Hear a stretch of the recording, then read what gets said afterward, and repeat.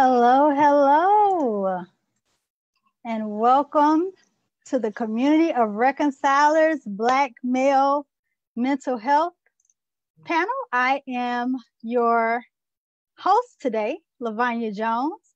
I am the lead facilitator for the Community of Reconcilers, a group that is hosted by Remerge Atlanta, led by Andy Odell. So we thank Andy so much for allowing us the platform to do this wonderful panel this evening.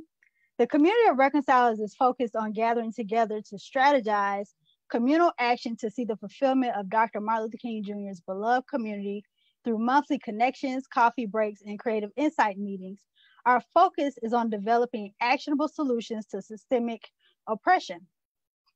Remerge facilitates the building of community by providing opportunities for residents and other stakeholders, especially the most vulnerable, to join together and learn how to be neighbors and friends.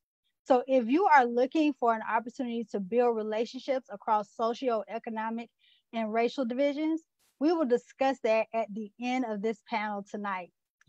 So again, my name is Lavanya Jones, and I serve as the lead facilitator for this Community of Reconcilers. And just to give a little background of how this panel came about, we know there's a lot going on in our world right now. And one of our community members stated the challenges they were having with their mental health of consistently seeing these viral videos of Black men being killed.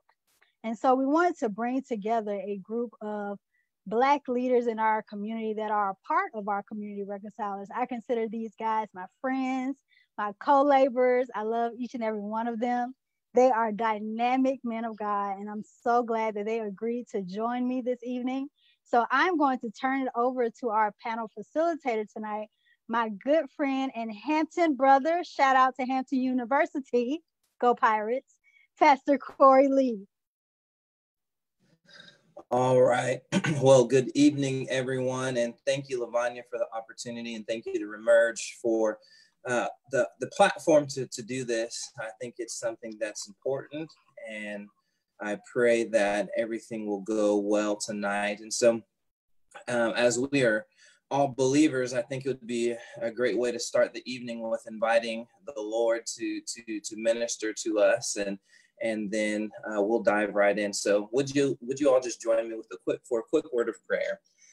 Father, we come before you as your sons, to represent you, to talk about something that is a challenge in our community. We're praying that there would be unity amongst us, that we'll be able to provide wisdom and solutions and revelation on the subject of mental health, particularly for Black men. So God, would you guide our steps? Would you order our words? Let us speak words that are edifying and encouraging. And I pray that all those that are watching will be built up and they'll be encouraged. In Jesus' name, amen. Amen. Well, good evening again, and welcome to tonight's panel, in which we are engaging the topic of mental health among Black men. We have some great panelists with us representing different perspectives and even different generations. But the one thing that we all share is our faith in Jesus. And so I want to first of all applaud each one of you for being vulnerable and having an open discussion about mental health, especially as Black men. You know, this is a touchy subject because, you know, let's be real, men really they usually don't talk about this subject, and particularly in the Black community, it's a taboo to talk about mental health. And, you know, gradually we are moving some of those stereotypes, but it's a subject that really needs to be talked about. So thanks again for engaging. Before we get into our subject matter and dive into tonight's discussion, I want to give each of you guys some time to introduce yourselves to the audience. So can each of you, now this might be a big ask, but can each of you take about 90 seconds and just give us a brief overview of who you are and what you do, so that we have a little bit of familiarity. And so what we'll do is I'll kind of just facilitate by way of screen. So I'm going to start with Pastor Holley, and then Darquise will follow you. Then Dr. Will go with you, Josh, Pastor Robertson, Devron, Gabriel. we'll kind of go in that order. So if y'all can remember that, let's go. So Brother Sebastian, my man. I'm Sebastian Holley. I lead a group up in Cartersville, Georgia, a church called Unity Worship.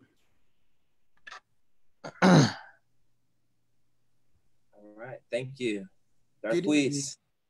Good evening. My name is Darquise Brashers. I am a part of Convergence movement, a part of their youth ministry and men's ministry, and I'm a teacher in DeKalb County Schools. My name is Will Gravely, pastor of Refuge Community Church in Austell, Georgia, and also a visiting professor at Emory. Welcome. Josh. Hey, what's going on out there, everybody? My name is Josh Clemons, and I lead OneRace movement here in Atlanta, Georgia. And in my spare time, I am Will Gravely's assistant. And in my spare all right, Isaiah. My name's Isaiah Robertson, husband of one wife, father of 5 children, pastor of the Macedonia Missionary Baptist Church in the city of Cartersville, Georgia. So I'm in the same city as my brother Holley. My first book will be coming out August the 1st, entitled Black Church Empowered. So I'm really excited about that. I'm also excited to be on the panel with these amazing brothers. So I'm really looking forward to learn from them. You don't hear a lot from me. It's because I'm just sitting and I'm soaking in the wisdom from these brothers. So, amen. Thank you, sir. All right, Devron. Yeah, like I said, blessed to be here, man. My name is Devron Woodruff, 23. Like my brother said, married to one wife, father of 2 kids, beautiful kids. I actually am a teacher as well, small Christian school in the historic South Atlanta neighborhood. I'm a youth leader, been doing it, can't even count the years, not even sure, but just deeply involved with the youth and just on a path to bring about elevation amongst ourselves and awareness. So, yes, sir. Man. Last but definitely not least, Brother Gabriel. Hey, God bless. Shalom, guys. My name is Gabriel Greaves. I am a interdisciplinary researcher and trained historian. My field of expertise is on American religions and Christianities, particularly Afro-Latino, Afro-Indigenous studies. I am also an evangelist who has done work with ministries such as Mazzy Ministry, connected with the NGA, Next Generation Alliance, and Luis Palau Association. I also do what we call historical evangelism with the organization that I call Bridges versus Barriers.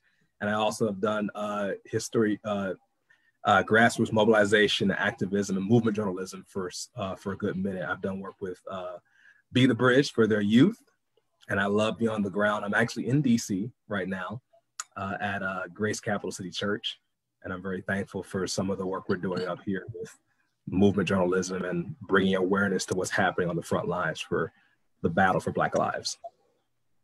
Amen. Thank you. Well, thank you guys for introducing yourself. And again, my name is Corey Lee. I am the pastor of Convergence Church and also the founder of Convergence Movement, which Darquise mentioned earlier. And I am the husband of one wife for approaching 16 years. We are expecting our 4th child August 15th.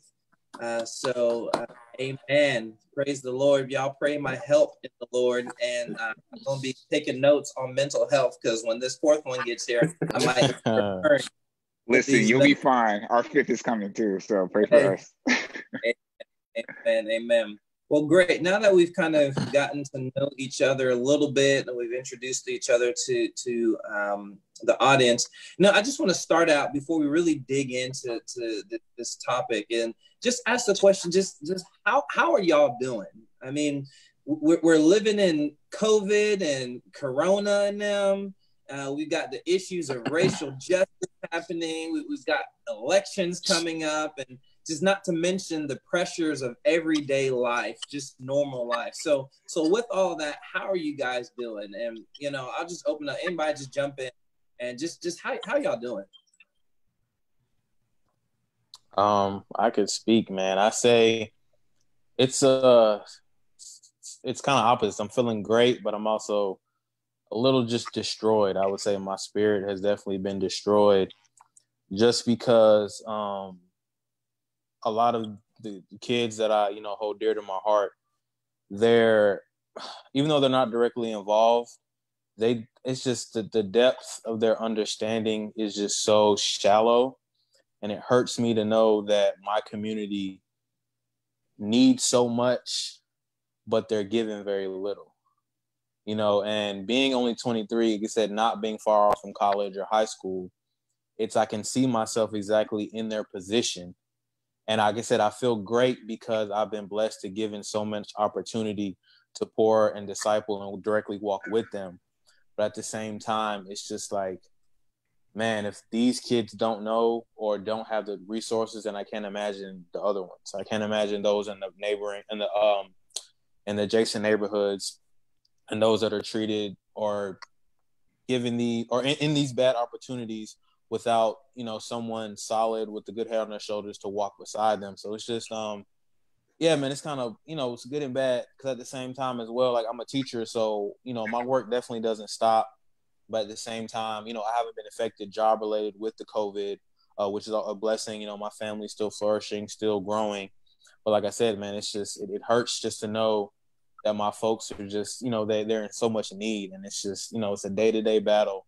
And people are just so disconnected with the real world and kind of fall into this like social media, propaganda-ish type trap to where your mind just feeds into what you see. A lot of people say, what is it? Believe nothing of what you hear and half of what you read. And everything we're just seeing. Where our mind is going this way, our mind is going that way, but we're detaching. A lot of us aren't going to church. We're detaching from church. A lot of us are detaching from God, and we're diving more into the flesh. We have to deny the flesh in order to be present with Christ. So it's just, that double-sided. Yeah. Thank you. Who else? How y'all doing? If I could chime in for just a moment, that is a complex question, because I can honestly say that I am hopeful at one moment, hopeless the next moment, and exhausted every moment. I fluctuate between wanting to pick up the Bible and wanting to pick up the gun. I'm just being honest. It's hard enough being a Black man in America, but to add the pressures of pastoring, being a husband, being a father, having to sometimes suppress what you really want to say because you have a public face and persona, and you don't want anybody to misunderstand or misinterpret your words.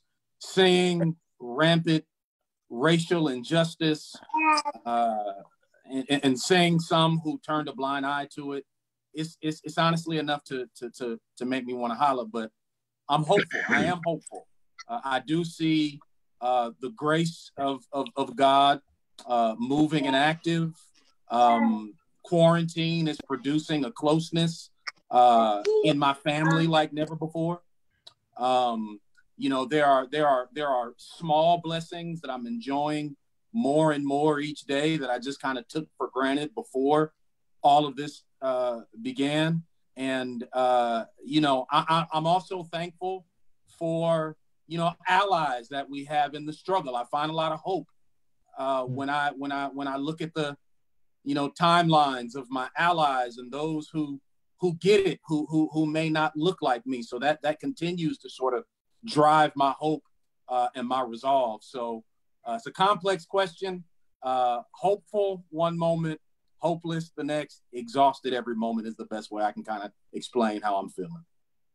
No, that's good. I appreciate you capturing that. I think Darquise, you were going to jump in there. Yeah. So I know the shutdown started in March, and at first, I was thankful. My first child came in April. And so I thought, okay, this is the time where I can, spend time with my family, help my wife, my son, King, just to be able to spend time with him and be with him each day.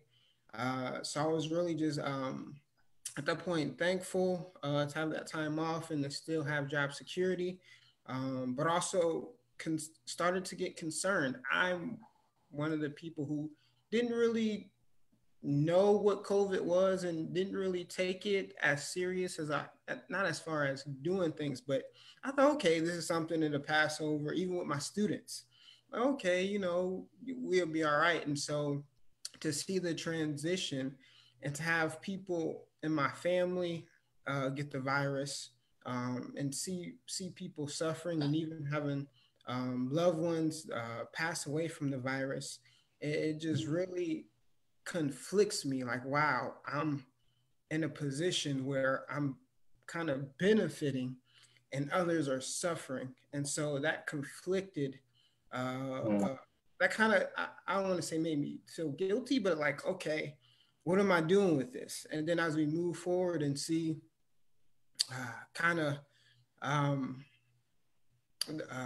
looking at the cases as far as the Black men who died over the past few months, and black women as well over the past few months, and just being at a point where it's kind of like waiting for America to be judged. Like I'm at the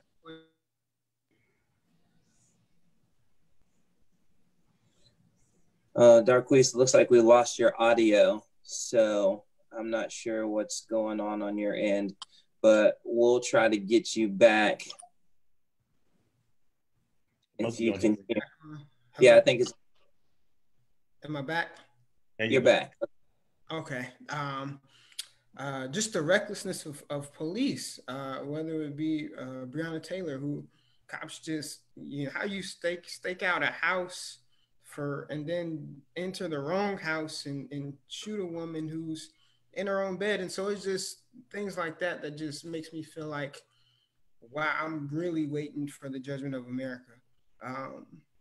It just makes me so angry. And then being far away from my students as well.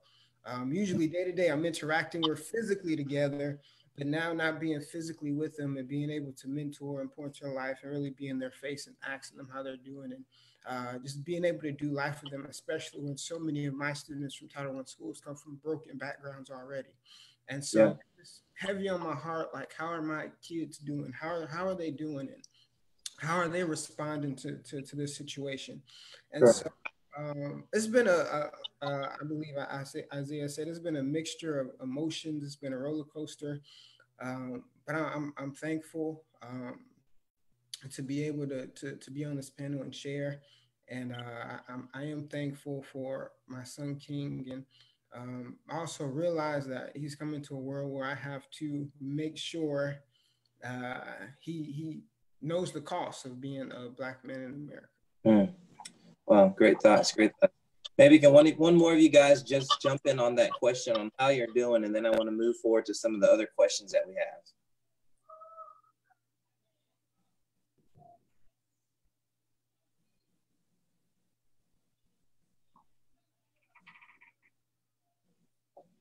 And if not, we can just go to the next question, because there's a lot that I want to cover. So, but one of the things I heard, and I want to make this very clear for our viewers, is that when you start talking about Black men or Black people, I want you to realize that as a community, we are dynamic. We are not static, and that means that we have all kinds of experiences, all kinds of perspectives, and we're constantly in motion and evolving and changing. And so it's important when you start talking about Black men that you don't put Black men in a box, even with some of the commonalities that we're very dynamic.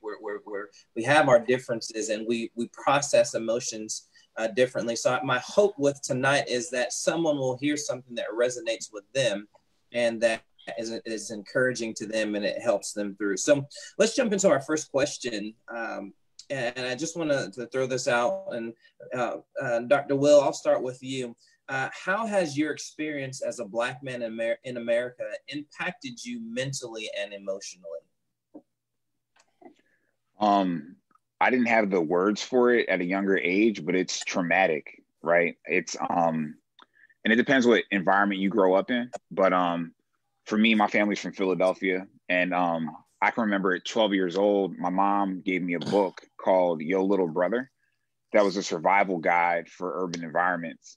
And looking back at it, why did I need a survival guide at 12 years old? Why did I need to be told not to enter a store where I don't have enough cash in my pocket to buy something, so that when I get accused of stealing, I can at least have some evidence to say I could have purchased something here, right? To have my shoes tied when I leave the house in case I need to run or fight.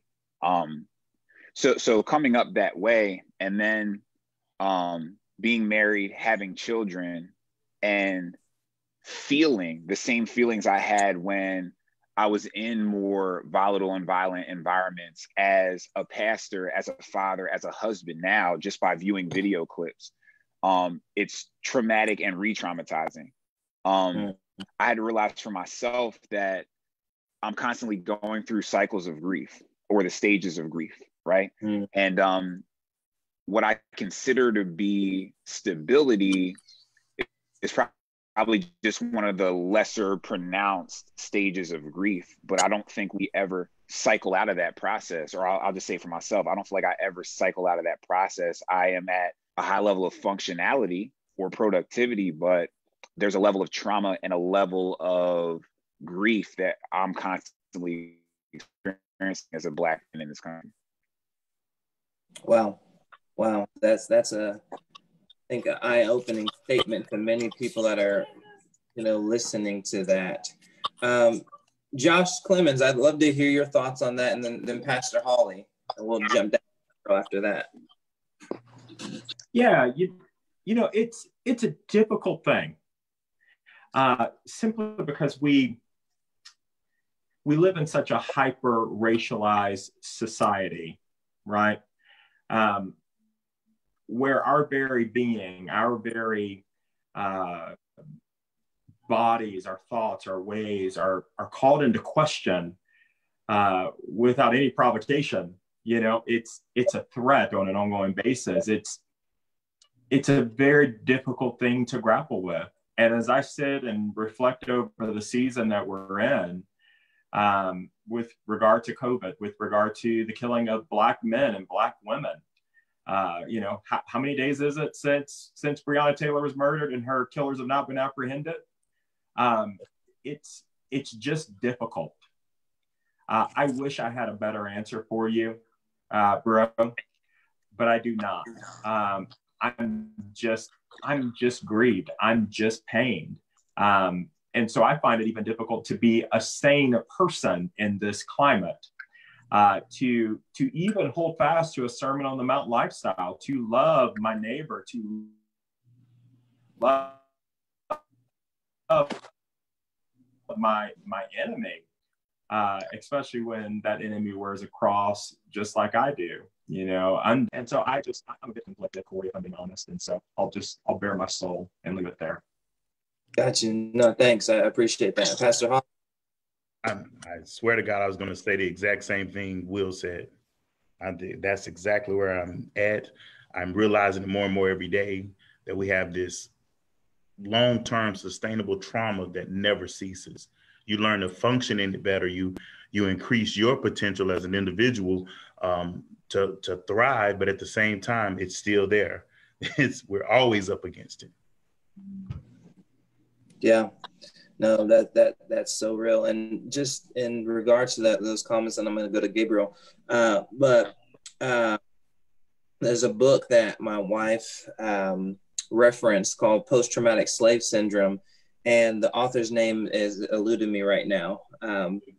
Joy Leary, yeah. Mm-hmm. And so she just talks about just the generational trauma that we have been born into, and that sometimes you're carrying and you don't even realize that you're carrying it on your shoulders until someone can give you the language, as Dr. Will was saying. So I definitely resonate with that.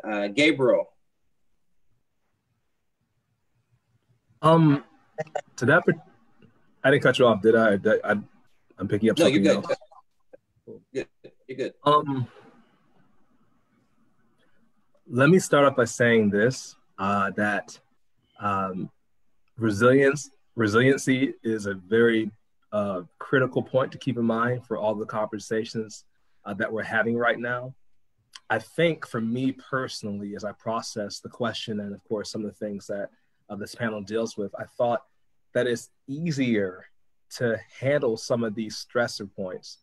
The constant suspicion of you not being legitimate in what you say, the constant dismissal as if you are not authentic because you don't fit someone's stereotype. I was processing and I realized it's easier for me to handle these things because I grew up quite literally having to be a person who was Black across borders. And what I mean by that is this: when you are Black in more than one context, you have to learn how to navigate, not just by code switching, but by having to be strong at all times. Mm-hmm. I was, at several points thinking about the murder of Trayvon Martin when it came to Ahmaud Arbery gunned down and them trying to use this, the stand your ground law. And what struck me pretty heavily wasn't just that Ahmaud Arbery was killed using that same racist logic that got Trayvon killed. What got me thinking was that there were people who were quite literally saying, I'm just so terrified at what white people have done to Black bodies. And then when a Hispanic person would speak, they would say, but it's different with Trayvon because Trayvon's killer, Zimmerman, wasn't white. I remember having to grow up telling people, you didn't grow up in Latin American culture. Had you grown up, you would have known that George Zimmerman was a part of what we call white Latinos. His Peruvian and European ancestry gave him privilege in the context he grew up in. He may be tan, but whiteness is a mindset. So for me, having to deal with people dismissing my body as a Black person and dealing with Hispanics at the same time that didn't understand my background as an Afro-Latino, as a Black Hispanic, I had to learn how to be strong by default. So right now, and I hope I'm conveying this in the right way, as part of my research with intersectionality between Indigenous, Latino, and African-American culture, because the fact is that I've seen assaults on several sides that have caused me to wrestle. I've seen people that, again, literally cried tears over Ahmaud Arbery, but defended George Zimmerman saying, well, he couldn't be white. Mm-hmm. And I think part of what's given me encouragement in this era is to know that people are being forced to see how deep whiteness goes. And that's part of the trauma therapy for me, to see people actually waking up and not thinking that whiteness is stuck in one context. It's a very well-defined virus that's killed many a person for years. So, does that answer your question to the point? No, that's good. That's good. And I appreciate you bringing in that dynamic because, again, as I mentioned, when we start talking about Black men, we are dynamic. We have different experiences and we're impacted differently, and it helps us to process and think about that. And, we could have a whole nother panel discussion on what you just talked about and the history of colonization from Europe into the nations, and even, amongst, Spanish speaking people that had that idea of whiteness and superiority and how that played out. That could be a whole nother conversation. So we may have to get Miss Mama Jones to set us up for that. But great. I appreciate you answering that. The next question I want to throw out to you all is for those that have seen the videos of the killings of Black men, what did you do to help cope with your grief? What did you do? And I want to start with the two younger men on the call, or the younger ones on the call. I want to start with Devron and Darquise, and then just open it up for anybody to jump in on that. How did you guys cope? Because I think it's important for us. I guess I'm knocking on 40, so I'm having to come to grips with the fact that I'm starting to be moved out of the younger class. I'm starting to reach the old, the season. There you go. I'm the more seasoned of the group now, so I'm having to embrace that. But I'd love to hear from you all as how are you guys coping? Because we want to serve into you as young Black men. We want to come along and care for you guys. So I'd love to hear from the younger guys first. So again, the question is, how did I cope with seeing killings of Black people That was the question, correct? Yes, that's the question. So, like I said, I'm younger, so technology is always at my fingertips, which is a good thing, and it can also be a bad thing. But when I see the videos, the breaking news or however I view it, I usually watch it, then I rewatch it again, rewatch it one more time, over and over, just to, I guess that's just a way of it processing. Because I know a lot of people, they'll see something, then they'll react, and I feel like that's a big problem. It's just a problem. A lot of us, and I speak as us, as in the people that are in my circle and the people that I know of, is that we react. A lot of us aren't taught to critically think, and I can thank my mom for that she really bestowed upon me, not just reacting to a problem, but really understanding it and then learning how to respond to it. Even from day-to-day conversations that you see, the difference between Black and white people, how even it's, if you talk properly, you talk white. You know what I mean? But if you're talking rude or you have an attitude, then you're acting more Black. So it's that reactionary effect that we have, and how I tend to cope with it is by trying to, I guess, sit with it, kind of just take a deep breath, because again, like when I see it, I get angry. I watch it again, I get angry. Watch it a couple more times, and I'm just like, okay, so this just happened. So what do I do now? Because I'm a young Black man, and that very well could have been me. Ahmad, Trayvon, whoever the case may be, could have very well been me, because I've been in those same exact situations where I jog, I run just to run sometimes, or I'm in the store with my hoodie on, or walking down the street with my hoodie on sometimes. So it's it's one of those things where I guess it's so ugly that you have to keep looking at it. And then obviously before I respond or post, or however I share it, I kind of do my research about it, because I hate, aiding in propaganda. I hate aiding and spreading just scary news in order to get people off their stool. So, but it's and then sometimes I'll just kind of pray. You know what I mean? It may not be a super long prayer, but I might just talk to God, be like, hey man, like, you my father. Father's never been around that much, so you'd be the one that I've been relying on. So like, what I'm saying? What am I supposed to do right now? How am I supposed to talk to my wife about this? Because she gets freaked out sometimes when I leave the house. She's like, be safe. Not a typical be safe, but like, you could very well not come home just because of the disarray of the community, of the nation. So it's, I would say, like I said, so recapping, I watch again, I kind of sit with it. I try to do my best not to react, but to respond, because again, being me, I don't just represent myself, but I represent my family, my church, my neighborhood, my community. So, I'm held to a higher standard. Great. No, I appreciate that. Wow. I don't know if I do effectively cope with seeing things like that. I think growing up is built into my DNA to see that, and to know that's a part of the Black experience. Wow.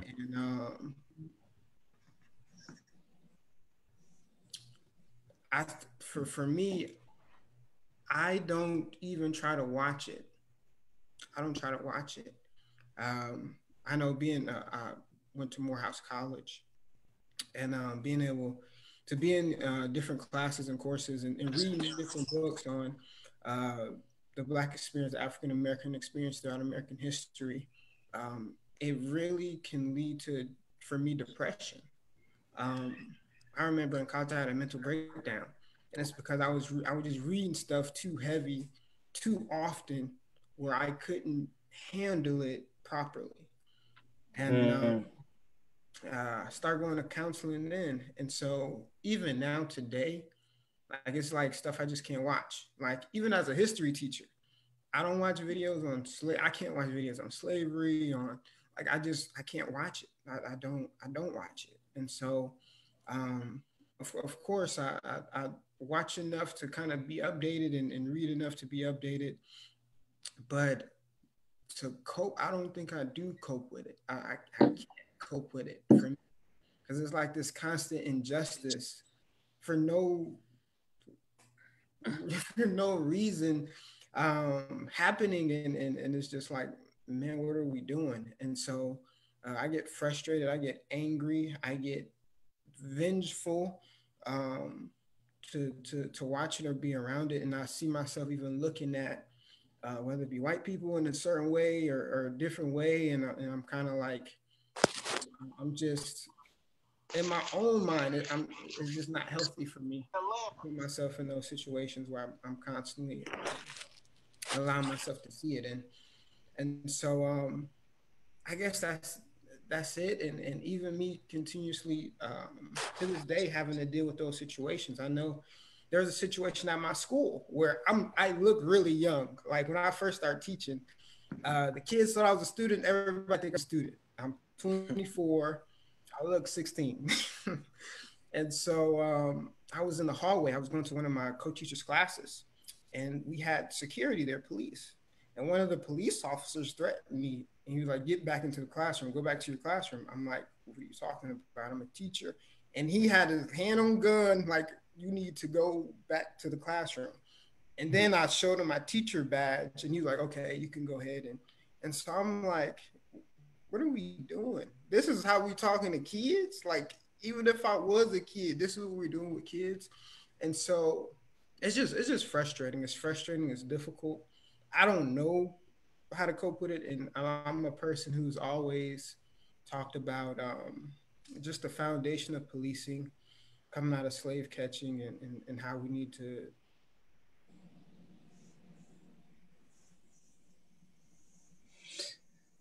Yeah, Darquise, we lost your audio again. So I'm gonna go ahead and transition to some of the other guys. I'd love for y'all to jump in to answer the question and maybe even respond.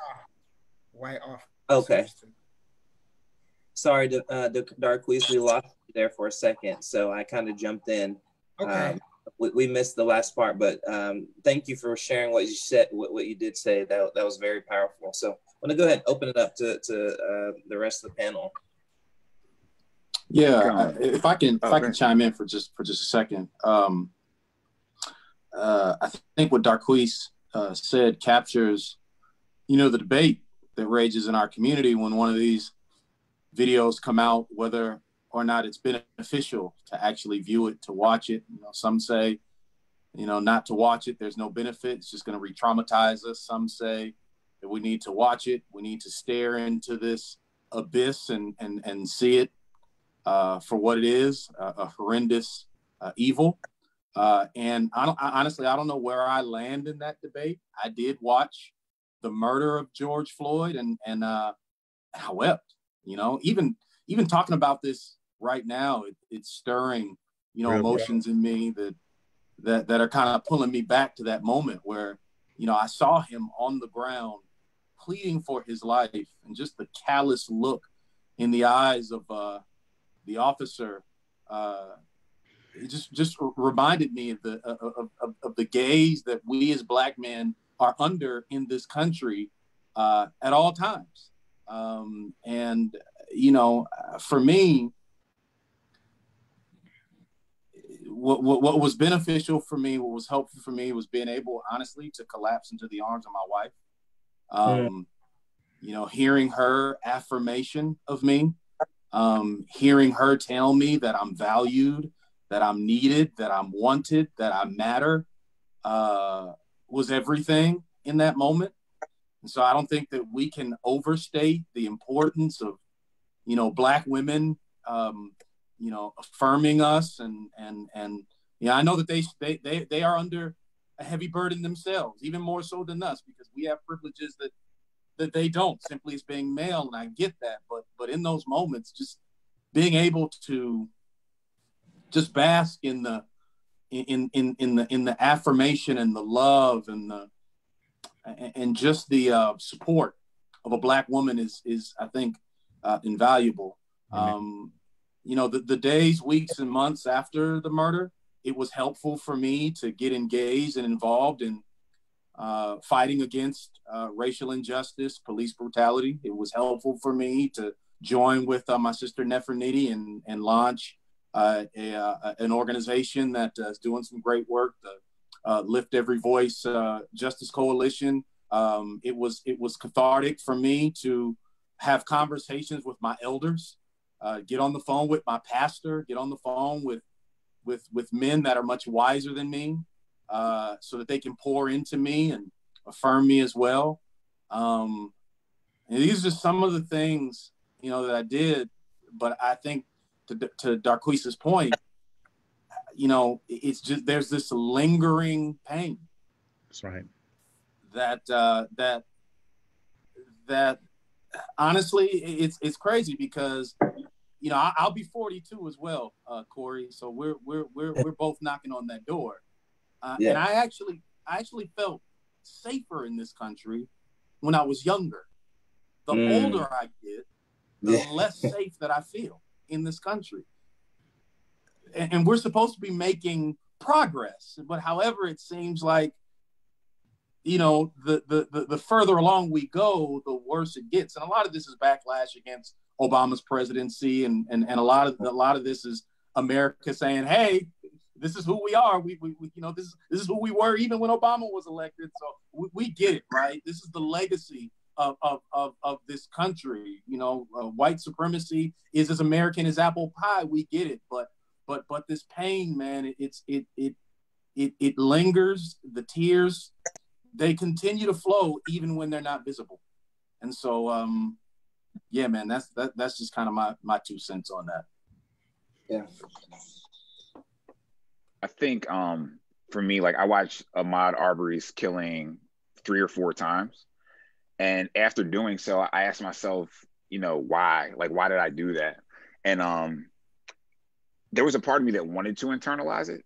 And I think it reminded me when one of the other brothers was sharing about the practice of lynching, and in particular hanging, right? And what was the psychological warfare aspect of that? It's to make an example, right, for all to see, right? People could have been murdered at night and hidden. Their bodies were, like Emmett Till, for example, disposed of. But what was the purpose of hanging somebody from a tree? What was the purpose of burning a cross as a threat? And it was intimidation, right? And so I realized that sort of trauma, by definition, is damaging. And so I can respond, I can react, I can even recognize it, but what restorative work am I engaged in to heal that damage, that psychological damage, right? And so I was in really the class we were teaching, and that was traumatic, just how to pivot.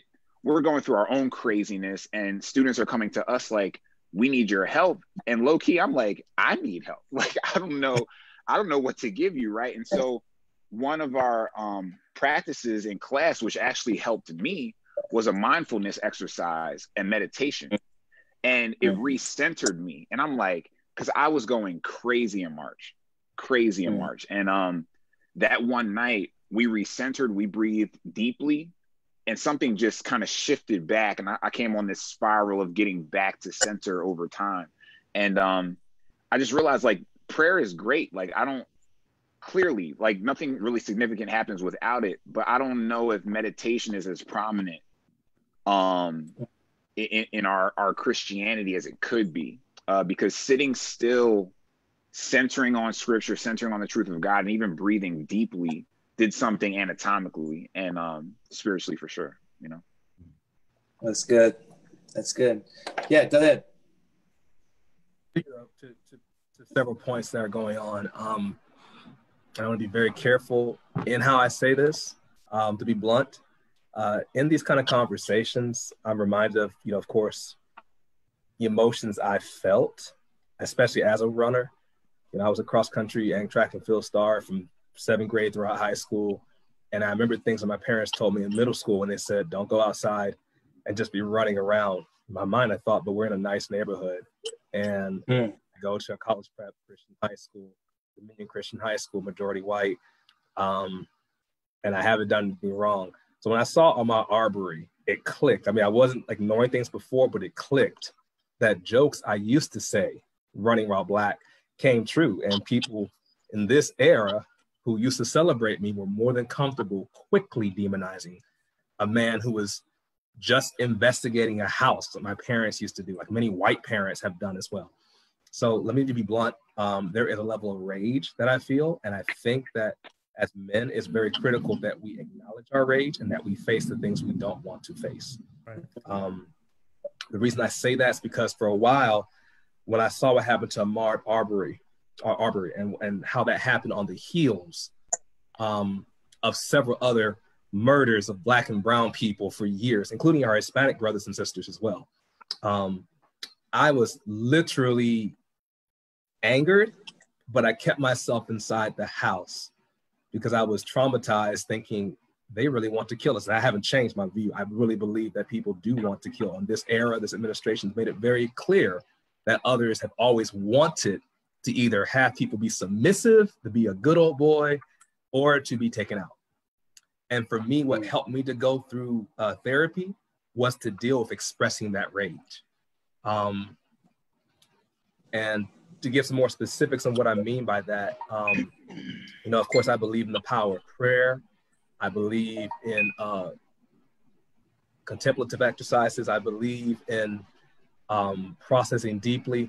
But I do believe that part of our healing is taking back areas that have literally been taken out of our hands. And I found myself in many cases as a historian, you know, I work in the museum field, and in museum studies, we don't have the opportunity to hide from history. We don't have the opportunity to say, I don't want to see these stories, so I'm just going to act like they're not there. We have to face it because people who are not facing it in the culture are literally letting other people tell our stories.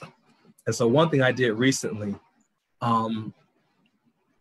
I took a trip down to a place called the Great Dismal Swamp. It is one of the largest swamp areas in coastal North Carolina, coastal Virginia. And it's also a space where people in the African-American experience went to when they were fleeing enslavement and all the things that we're seeing a resurgence of. People talk about Maroon history. For those who are familiar with Maroons, people who literally said, we're not going to stay in the plantation, we're going to fight back. And they think about that in terms of Caribbean culture, but there were plenty of Maroon settlements here in the Americas with men of different generations and women that fought back. And as I drove to the Dismal Swamp yesterday, I sat out there by myself. It was a dirt road to get there, and I was a little bit concerned, but I realized I want to be wise, and yet in order for me to be a healthy Black male, I have to live a life that's not controlled by fear. And I'm also, as a healthy Black male, cognizant of the fact that I have to be comfortable with expressing my rage. There's a tendency as a Black male to be expected to be the nice guy, to be celebrated for being articulate, but always restrained, because if you show a little bit of anger, you're automatically a dangerous Black male. And I have been called that, not in white majority churches, but in multicultural churches, where they love Black people being present for positions on worship or teaching ministry, but they didn't want the Black activist. They didn't want the Black intellectual. They want the Black guy that said, whiteness is a concept, and no, it does not mean you demonize people of European descent. It means you are coming against a system. I realized I was bottling things up, and as I was in the Great Dismal Swamp, I sat there thinking my ancestors had more strength than many Black men and women have shown today. Yes, Black people are going through trauma, but we have come from people that are innovative and creative, and they didn't just process through these things. They went outside in nature. The elements quite literally saved their life. And part of self-care is being outside, being in nature, being with our feet on the grass, being in the elements, seeing the sun, and remembering that we don't have a choice but to resist and to not let ourselves be controlled by our white gaze when we're trying to constantly be nice and acceptable, but never angry. I've come to that point where I realized if I see a lynching, I don't always entertain it. For many, I've ignored it, but in other cases, I just chose to say, you know what? If I lose friends on Facebook, so be it. You will see what's going on. You will see it. We're not just going to talk about worship. You're going to see exactly what a modern day lynching looks like. And then I'm going to test you. Are you going to face this? Or are you going to demonize people for being angry as they should be? Because if I'm like Christ, that means that as a man for Black mental health, I've got to be confrontive. And you've got to be healthy with me being angry about it. So hope it makes sense. There is a rage in me right now that I just learned to realize it's not healthy to bottle that in and think that it's somehow godly to speak nice. We should be able to say, I'm mad. Right. Yeah. And that's a godly thing to be upset. Yeah, and I want to give Pastor Holley and Josh the opportunity to chime in as well, if you want to jump in on this. But I want to say this, as believers, we serve a God who has demonstrated he gets angry, and he doesn't have a problem with vocalizing that. And then you say, well, but Jesus was turned the other cheek, but did you see him in that temple though? I mean, did you see him with the whip and flipping over tables and driving things out? And the scriptures say, be angry and sin not. So how do you reconcile that behavior? If we're going to say that Christ was sinless, yet he was throwing tables. So clearly he was angry. He was demonstrating that. But there was still a place where he was within himself enough that he hadn't crossed any boundaries of sin. That's a whole nother theological debate question. But I think what you hit on is it is appropriate to be enraged and to be angry about injustice. And as a matter of fact, if you don't have that level of response, that might be the bigger signal that something is wrong. That might be a sign that there's something that's really not, connecting well. So I just wanted to highlight that. And I hear you clearly, brother. I hear what you're saying. Josh, Pastor Holley, either one of y'all want to chime in on what we've been talking about this last few minutes? I'll say this real quick and then let Josh take off. One of the things that we failed to realize in our scripture and in right relationship with God is that the agape idea of love is supernatural. It can't be formed or fathomed out of our philosophical emotional ideas. It's not out of our reasoning and logic. It's something that we literally receive from God. The important fact about that is that we realize then that this love has a corrective component. If you're in relationship with someone, it should not feel wrong for you to tell them that you're hurting. It should not feel wrong for you to be able to be honest in love and still deal with processing through that anger and getting that anger out. Now that's the problem with anger is that we were not designed to hold anger. And one of the keys to dealing with anger is releasing it, getting it out. And a lot of times that's going to look like, handling conflict with maturity, that's going to look like literally discussing or talking about what you're going through or what's going on. Amen. That's good. That's good. Thank you for that. Yeah, and let me just chime in there, and I'm going to go back to something that Will said just a moment ago, is that when we start thinking about all of these events and how it weighs on one's mind, one's mental state, you have to consider, this idea of lynching, right? The intended consequence, the intended purpose of it is to send a message. You think back to the slave code, right? The first time that a slave would try to run away or violate something that the master said, right? It would result in a whipping. The second time they cut off a limb. The third time it was death, right? And then we move into the Black codes where we give birth to the lynching era, and it would carry right through the 20th century, and arguably the 21st century with how we're executing black and brown people on the pavement.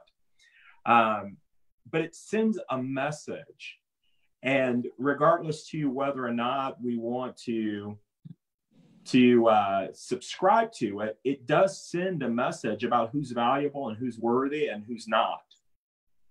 It sends a clear message about what my place is and what my lane is. And so it's hard. It really is hard in this moment to be a Black man. I said it earlier. It's really difficult because society would have us to believe some lies about who we are and what our place is in society. And then secondly, I would take it to the fact that that witnessing these deaths, it's inhumane. Right. It would be like watching the concentration camps. It would be like watching 9/11 over and over and over again. It's very much so like that. that's not natural. There's nothing humane about this. And when you know it's against you and people who look like you, it's very, very difficult to grapple with. And so I find myself continually having to stop and do introspection. You know, I actually go and see a therapist on a regular basis, on a weekly basis, because having this many race conversations and hearing the stupidity of white people wears on the soul. Is that too candid? No. All right, maybe no. I should back off of that statement a little bit. But I feel it that way sometimes. And I don't mean that as all white people, but I do deal with a lot of white people, and I hear a lot of ignorance, a lot of stupid things. You know, you can figure out how to build a house on YouTube. You can figure out how to build a bomb on YouTube. You can figure out how to make a souffle on YouTube, but you guys can't figure out us as people and the complexities of being a Black and brown person in this time. And so it's just hard. It's just very, very hard. And I don't even know if I'm answering your question well. But I'm glad to bear my soul with y'all. Yeah, no, that's good. That's good. You know, we promised Mama Jones we was going to get her in a little trouble tonight. So I appreciate you making good on that. I'm just playing. But I want to say this as we get ready to transition to the next question. I've heard a lot of different answers. You know, I've heard Devron talked about being on social media. It's at his fingertips and it's always accessible, and just the constancy of dealing with these things. And then, you know, I've heard a couple of you talk about these practices of centering yourself and getting out in nature. And so what's happening, I'm in school right now. I'm in grad school. I'm at Fuller Theological Seminary. And so I'm taking a lot of classes, and one of the classes I just took was about how do you manage digital relationships? How do you manage discipleship and relationships in a digital world? And was doing research on how our brains are actually shaped and formed by social media and entertainment and all these different things. And literally we have a generation, and the science is crazy. It amazed me. We have a generation that's actually being programmed in their brain and to not be able to be deep thinkers or reflective or meditative, contemplative.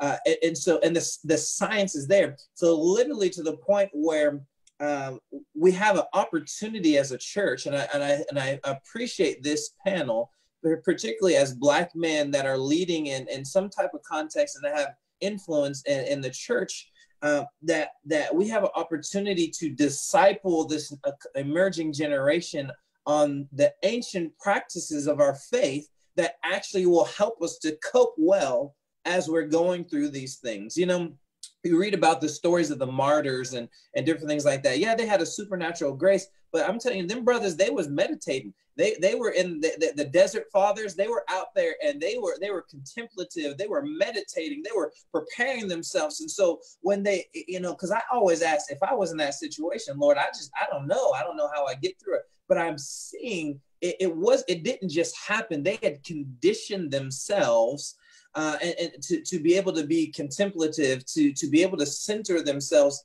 in the most hostile environments. And so I think as we talk about mental health as Black men, I think we have some ancient resources that is rooted in our faith, these ancient spiritual disciplines and practices that I grew up all my life in church. I ain't never heard nothing about this.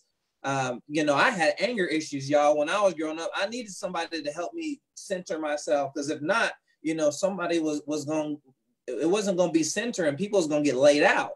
So, and we have a generation that has that mindset as I'm going to put somebody on their back. Somebody's going to pay for this. I'm going to respond. I'm going to react. And it's the responsibility. I feel a burden to impart this ability to be able to be contemplative, to be quick to listen and slow to speak and slow to anger. And these are things that it comes down to discipleship. These are things that we really need to interact and engage in. So I appreciate you guys sharing some of that stuff. Last thing I'll say, and I want to get into this next question is, you know, one of my I was in a formation class, and the director, she told me, you know, based on your makeup and your calling, you know, it reminds me a lot of some of the men of God in the Old Testament, but the lifestyle they lived was much different than our modern times. In other words, a lot of the prophets in the Old Testament, they lived out nature. They lived out in the open. They lived, so they had this contemplative model where they can engage with God. They could look at creation and experience and encounter God. And it was something healthy about that rhythm that in our fast-paced modern society, we've lost that. And we've lost the art of discipleship and engaging in these things. And so no wonder as a church, we're not able to respond all the time well. And particularly start talking about racial reconciliation. We really need to get into this place where we can take a breath, breathe in, think. Let's think before we say some of what Josh would call some of the stupid stuff that comes out of our mouths, and let's reflect on that so we can make progress. So thank you guys for that. I want to roll into this next question and continue the dialogue. Again, for those that may just be joining us, we're talking about mental health as Black men, and how do we cope, and how are we managing. So one of the things that I want to bring up is the subject of stereotypes, and what are some of the stereotypes about Black men and mental illness that bother you most? We may not even have to say mental illness. We can just talk about mental health. But what are some of the stereotypes that really just bother you or impact you? And this is open to anyone. Just feel free to jump in.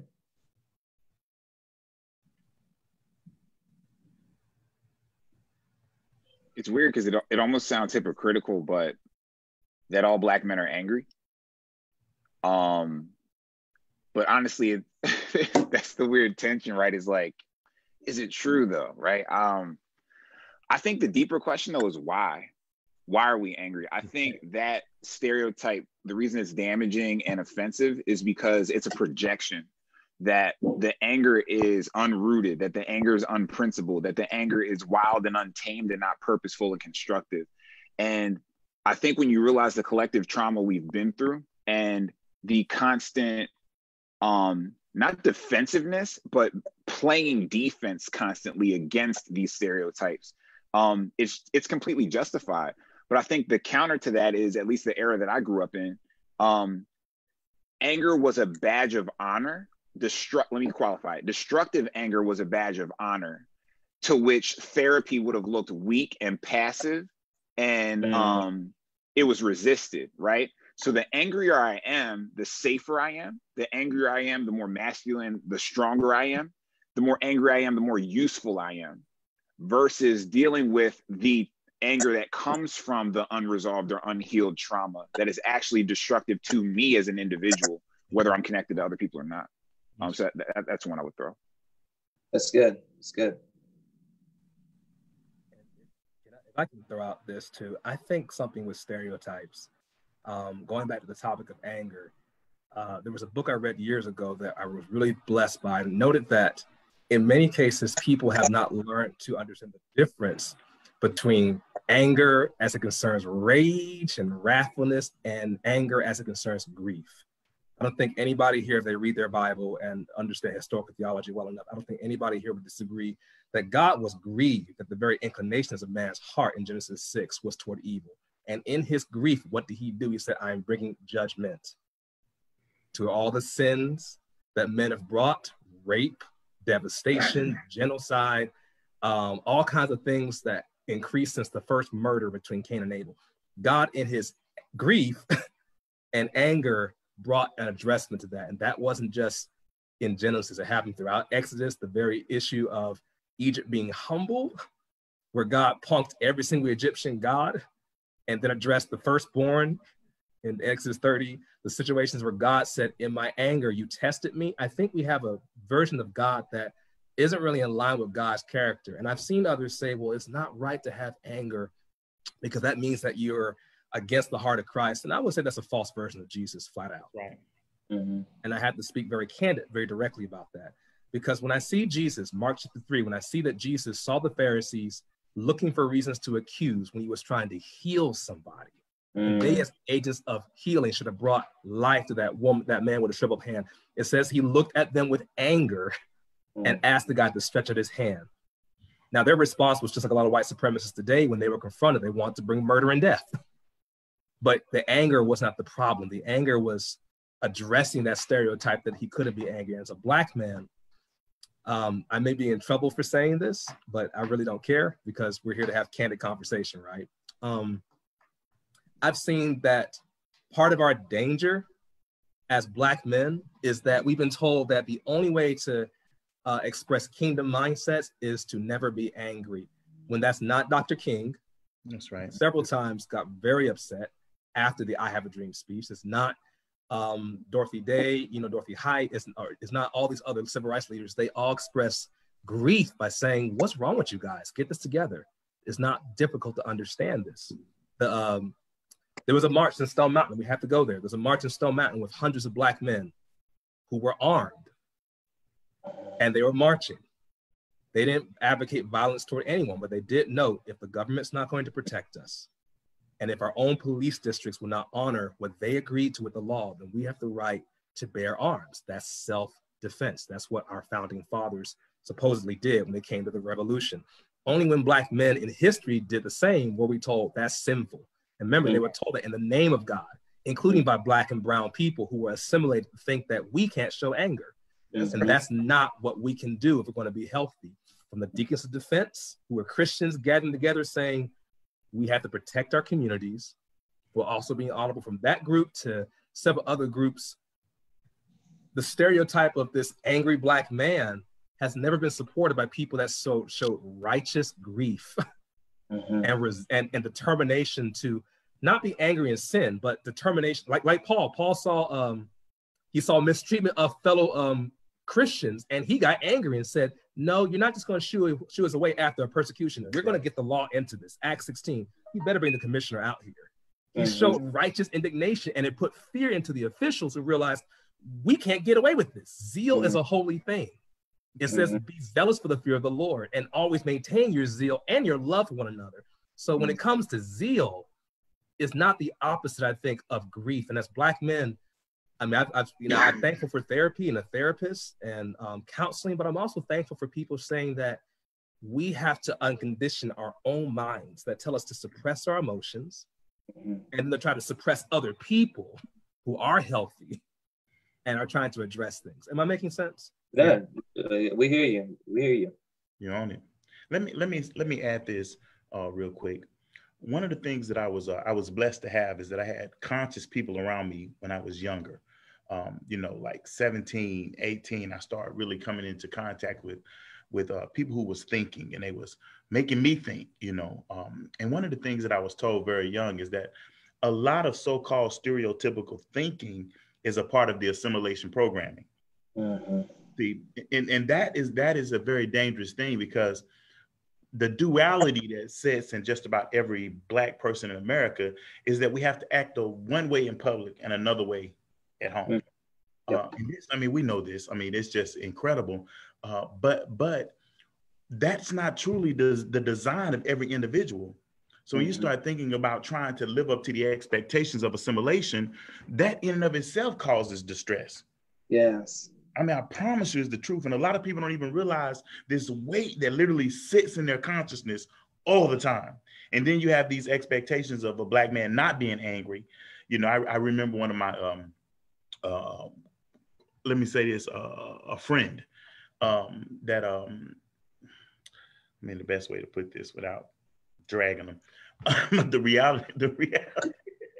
reality, this brother really just didn't have a clue. You have these people who feel like because they've never been taught to hate, that they're not racist. You follow me? But they don't even understand the layers and levels of conditioning that they've been through within themselves. And this was a white brother. And so I made a statement, and he messaged me and was like, I don't know, how to deal with your statement or whatever. Now, my statement had no malice intent. It was just the truth. But his fragility was offended. And that's what I went into talking to him about. Is like, you have to understand this idea of fragility that you've been shaped in, these ideas of superiority becomes the indictment. Like literally the fact that this truth offended you and it had no malice intent, that is the thing that you have to deal with. And that's constantly going on. That's constantly going on. I can't tell you how many times I've had people tell me to, I have to tone it down. You know what I'm saying? I'm like, you don't know where this deliverance has come to at this point. You probably, I don't think I'm 100% delivered. I think I still got some anger and some other stuff going on. I'm working on it. I am. I've been through counseling and therapy, all that. But the reality of it is this, that it is a process for my own healing and health, not to try to aspire to a certain mindset or thinking. That makes sense. Mm-hmm. There's something else, if I could say this real quick to Brother Holley's point. I think about Jeremiah. Remember at one point he tried to be quiet because people were fragile as eggshells. They literally didn't want to hear anyone saying that God was disturbed by people violating what he said was righteous. The selling of children and women for the sake of sandals, the going into the temple, Jeremiah 7, and literally doing murder. That's why Jesus, when he had zeal for his father's house, said, "You've made my father's house a den of thieves." He was quoting Jeremiah, who saw murder in the house of God, in the name of God. Just like with white supremacy today, we see people who aren't just quiet during Ahmaud Arbery and Breonna Taylor and so many other deaths, but they actually say that to speak about that is to somehow offend God. They try to shush others and shame them and say, this is what the love of Christ looks like. And they don't even realize that they're actually speaking against the very nature of Christ and the Old Testament prophets and prophetesses. They're speaking against the nature of the fathers who called that, the church fathers, the desert fathers, and several others. But to your point, something that I've noticed that has been helpful is understanding that just because I don't respond does not mean that I don't have concern. I've seen that in self-care demonstrated by other elders in the freedom struggle, and I'm glad that they told me, you only have so much energy. And so even as you try to deal with stereotypes, if you assume it's your job to prove someone's stereotype false, you've already lost the battle. There are some people where the best gift you can give them is the gift of goodbye, the gift of your silence and not even paying attention to them because they want you to jump to the occasion. I've seen that where at times I'll be speaking about a murder and how to do activism. And the next moment I'll be talking about comic books, things that I do to bring me joy, talking about nature and watching Star Trek and X-Men. And the same people that ignored the murders will be the ones that will say, well, why are you talking about this all the time? I used to think, I don't talk about that stuff all the time. I talk about a lot of stuff. I was just talking about European history yesterday for all my European roots. And I realized me even addressing your questions is going against who Jesus is. When he did self-care, they tried to besiege him with questions. But at one point, he just sighed deeply, said, you guys can clearly know what time of the day it is by the sky, but you don't know the signs of the time. No more answers for you.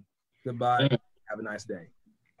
They were mad, but he knew it's not his job to prove their stereotype wrong. And I think for Black men, we've been so trained to prove ourselves because of being suppressed that we've forgotten the joy of encouraging one another and laughing with people that get us. I really don't have too much patience for people that have chosen willful ignorance because it's damaging to my spirit to give all my energy trying to prove myself to a fool. When the Bible tells me to avoid fools and to avoid mockers because they will abuse you. Proverbs 9. Yeah, that's so good. Darquise, I think we're going to jump in. Go ahead. Yeah, so when I think about stereotyping, I think about compassion. So many times it's said that Black men or Black people lack compassion. And I know even from a biblical sense, every time Jesus moved, he was moved with compassion. And also understanding criminality and the rational, irrational choices of criminality. And so for me personally, I grew up in, Section 8 welfare, etc. And so just seeing myself and family members having to make rational choices of committing crimes, whether it be to provide or protect family. And so I think back on even in the history of America and colonization, to see the abuse, the violation, and also the destruction of the Black image, and how as men, one of the things we need the most is respect. But for us to not receive that respect or receive our humanity and also be taught that Black people are subhuman or shouldn't have this respect, I believe subconsciously that trauma has impacted our communities into seeing self as someone who can't be respected, or others who can't be respected. And so wanting that respect, if I don't value you as a Black person and you do something disrespectful to me, I'm going to gain that respect by any means necessary. So whatever I have to do. And also the creation of ghettos in our community where we don't have those proper resources to pursue, liberty and happiness, and having to struggle and make these choices of, hey, at the end of the day, I'm Black, but I'm a person and I have to survive, and I have to make sure my family survives. As the man of my household, I have to make sure that my wife and my son has everything they need. And so if I'm living in a project or ghetto where I don't have all those resources, but what are my options to make sure that my family survives? All right. And then will those options lead me to a place I don't want to be, which could be prison, and now I'm stuck in this cycle. And so I think that the fact that compassion, that we don't have compassion, and that we don't have to make rational decisions within criminality. Sometimes it's not a choice with some of the things that we see in our own community. And I say this because a lot of times we talk about Black on Black crime and things like that, and crime of proximity. We know that 97% of all crimes, the person who done it for the most part.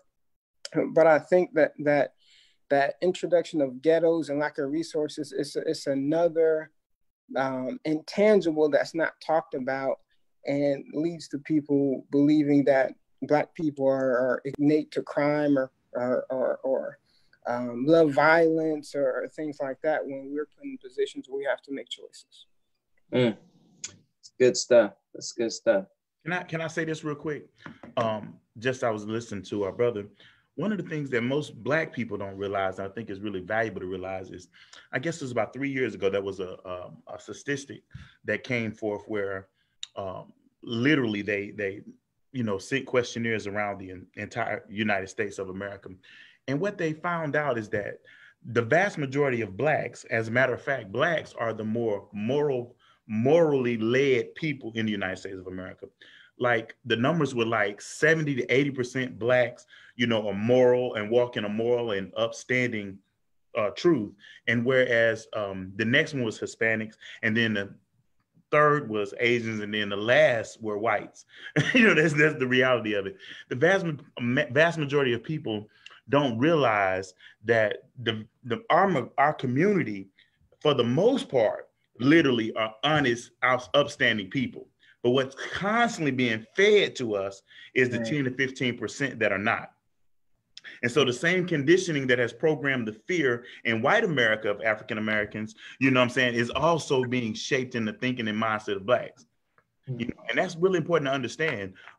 There's always been this intent to paint us as the villain, when in all actuality, we were not the villains. You know what I'm saying?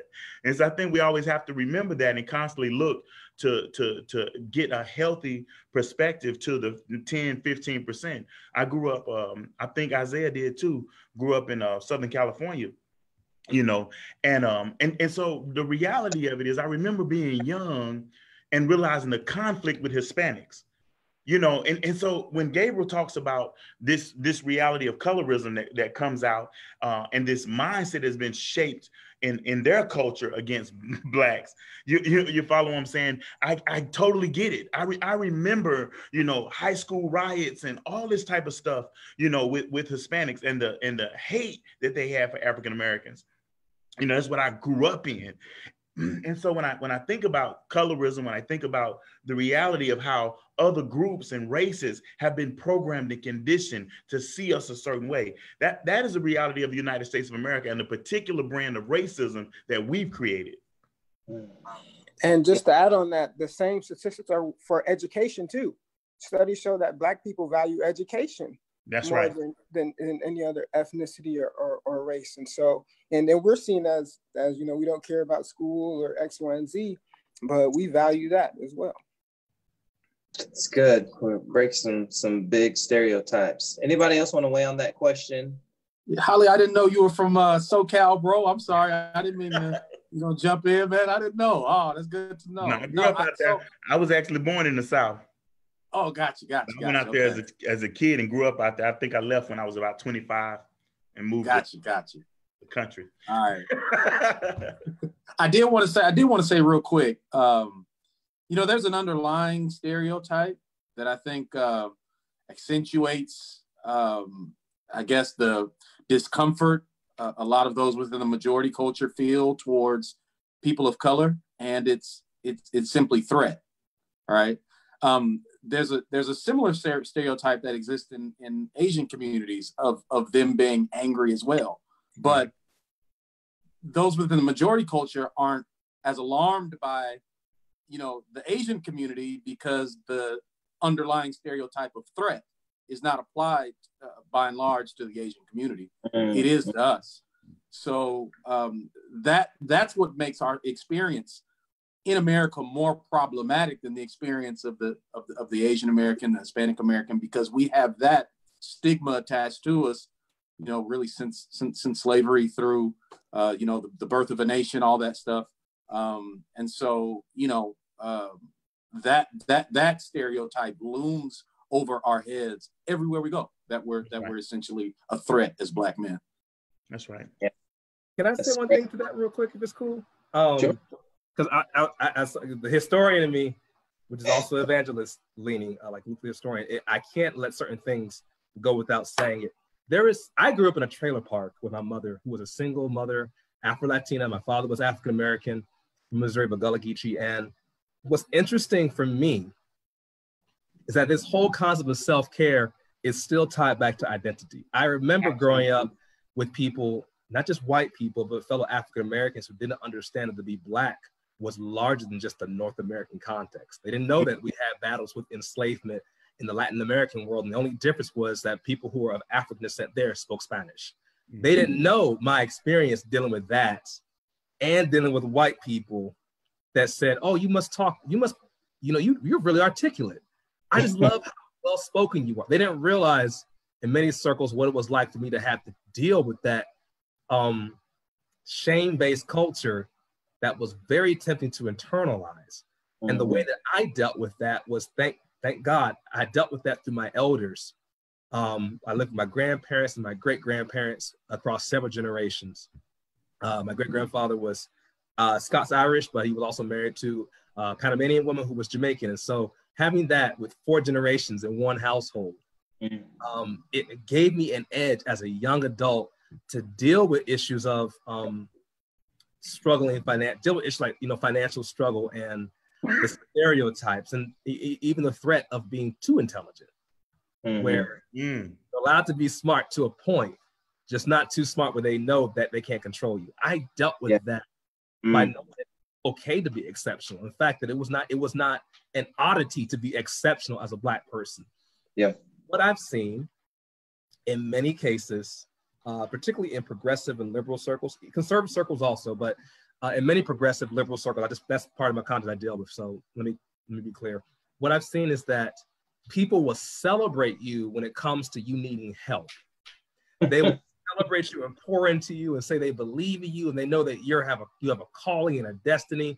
For those in charismatic culture, for those in more reform cultures, they'll say, I just love how you are biblically sound, you value orthodoxy, Orthodox faith.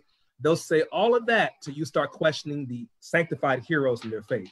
Come on. Say, I'm told to love the God of justice, but I got rebuked for saying that some of the founders in our faith owned slaves. And the scriptures said that God condemned kidnappers per 1 Timothy 1. And in the Old Testament, God said that anyone who kidnaps somebody should be put to death. I'm seeing incongruency here. When I start bringing those simple points up, I went from being that magical Negro to being a demonic spirit. And I had to realize at that point that the commentaries, the encouragement, the celebration that I was getting was actually meant to drug me and get me affirmation that wasn't from God, but from men to get me under their sway. Part of dignity as a Black man and self-care is recognizing that my affirmation, number one, comes from God, and number two, is not based on whether people like me. My intelligence is not a threat. My awareness is not a threat. My not fitting the stereotypes is not a threat. And with the history aspect, there's a book I got here right now. I just got to throw it out there. It's called American Founders. I brought it out for discussion. American Founders, how people of African descent established freedom in the New World. From people in Haiti to people in Panama, Caribbean countries, people in North American context, it goes to the 1500s on, and it talks about all the vast amount of ways that Black and brown people were literally transforming the world, and we were never given credit for it. But bad, they were accounted to everybody. And I hope what I'm trying to articulate, I grew up seeing people in school that would look at me in a middle class, upper class background. They would say, well, you're not like the other Black people, Gabe. Your mom worked hard. I stopped there and thought, you went from saying you're concerned for fatherless communities and Black on Black crime to saying that my mom was one of the ones who was different. What you revealed in that instance was that I don't need to pay 1 ounce of attention to you for my identity, because what they were looking for was a Black man who was always going to ask for help. Come on. That's why we have problems as Black men. We're seeing murders and modern day lynchings, because the first thing that always gets brought up is, well, Black communities are battling fatherless homes and they are broken because of the things they do. And they never talk about how Black men are in homes as fathers more than any other ethnic group statistically. They ignore how many Black and brown families have made inventions, thousands of inventions that patents were stolen from. They ignore Black and brown people that historically, after dealing with these kind of assaults, still managed to make stable families and actually instruct not only Black kids, but white children as well. And when you bring these things up and you're told, well, that's just too much of a Black focus, that's not kingdom. I've had to tell myself and others, no, it's kingdom to acknowledge what one particular tribe brings to the table. And what we're doing right now is an assault. Good. Yeah. Good. Devron, I want to get onto you. I want you to get a chance to chime into this conversation about the stereotypes. Yeah, man, for sure. I just said I loved everything everybody had to say. Definitely was spent a lot of time here thinking. I definitely. Sorry, my son's going to bed. Night, bud. I definitely would say, speaking from my perspective, because I'm a big Black dude. I'm like 6'2", weigh about 210. And I had a conversation with some of my colleagues the other day. We were just discussing how many times am I going to walk into a store and somebody looks at me and say, hey, you play ball? You know what I mean? Like, I'm just like, man, I couldn't tell you how many times I'm getting iced the other day at a corner store. Hey, man, you used to play ball? I'm just like, yeah, I picked up a basketball, picked up a football, kicked around a soccer ball. I guess I did play ball, but how about hey, are you you know what I'm saying? Like I play ball, but I'm a teacher, bro. Like that's what I do. Like I'm, you know what I'm saying? And I feel like a stereotype is our ability. And it ties into social media because like I said, I have several circles of different people. Some people I just socialize with, some people that I'm influenced by, some people that I help elevate, all these kinds of stuff. And the problem with social media and why I dibble and dabble and like I take breaks from it is because, like I said, it can, like my man was saying, like it's a drug as well. It that we're injected by these thoughts and these processes of how to be and how to portray ourselves. Because again, social media is the picture perfect moment of your life. You go on there and you filter and you add comments and you do this, that, and the third, so people can so you can show the best part of your life. And a lot of people see these people elevating themselves or doing great things, but at the same time, it's not the truth. I'm not gonna say it's all not the truth, but for the most part, you're on there to show people what you got. And it's I see it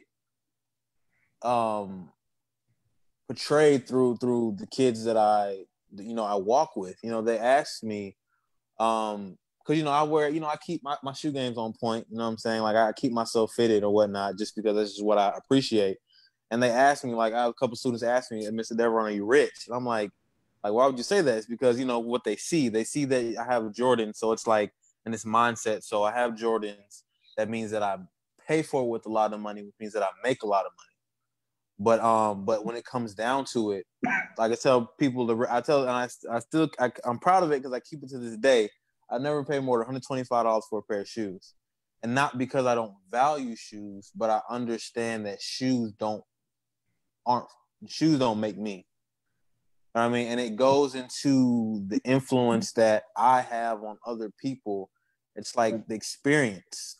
I feel like the thing that shaped me the most out of anything in my life is this experience. The fact that, I forgot who said it, but somebody was saying just how it influences on your life. How me experiencing golf in 4th and 5th and 6th grade, me being a lifeguard, I used to be a butcher, me going to mission trip to Guatemala, me having a job working on cars, me going to different all-white congregation churches, all black, me going to different, just the experience.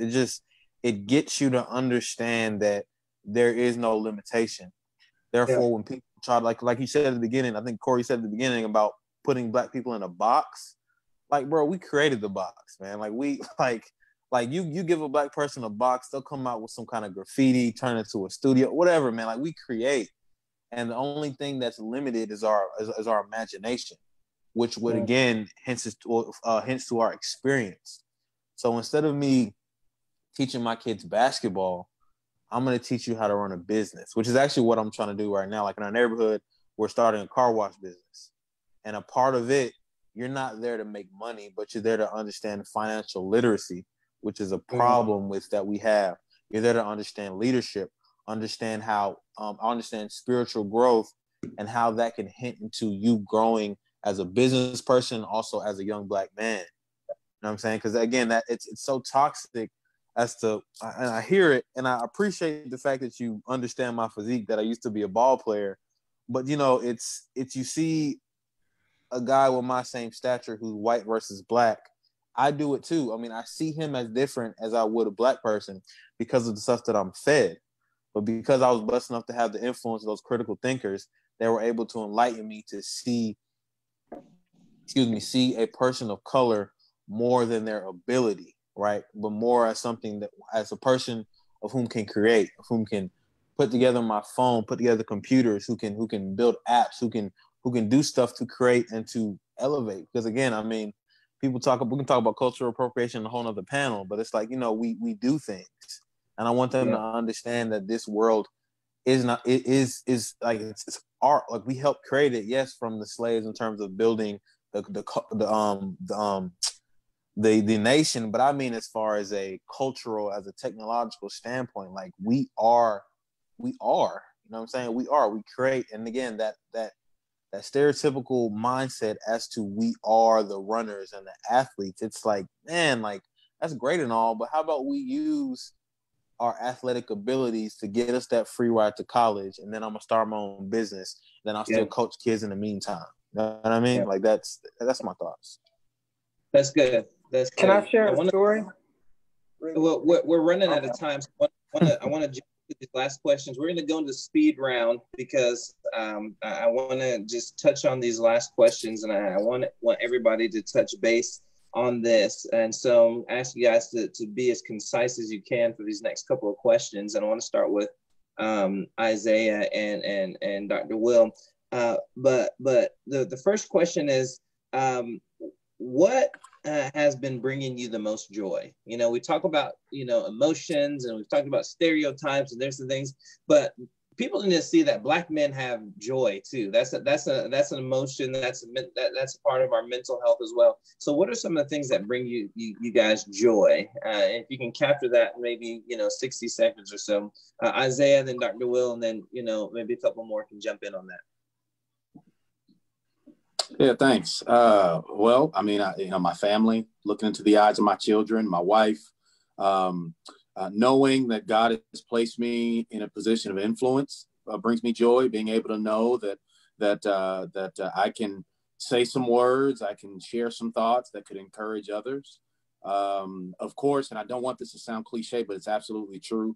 my relationship with God. You know, he is my ultimate source in those times when I'm feeling hopeless. I lean on him, and he provides the strength and resolve for me to keep on pushing.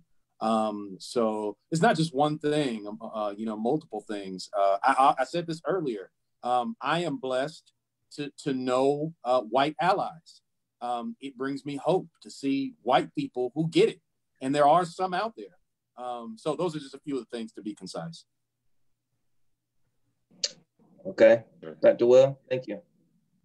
Yeah, that was great. I mean, very similarly, my relationship with the Lord is restorative and fueling. I think too, just my family, this whole time has re-anchored and recentered my world with them. And honestly, it almost turned, it's not quite apathy, but I almost don't care about anything else, to be honest with you. That's my venue for everything, for love, spirituality, affirmation, changing the world. If these 5, soon to be 6 people know who they are and walk in authority, then I'm good, and everything else is a fringe benefit to everybody else. I think creativity too. I forgot to create early on, and subtly, I think we found out that we were pregnant with our 5th on March 23rd, and I think that was the week that the world fell apart, so to speak. And it just reminded me that, right?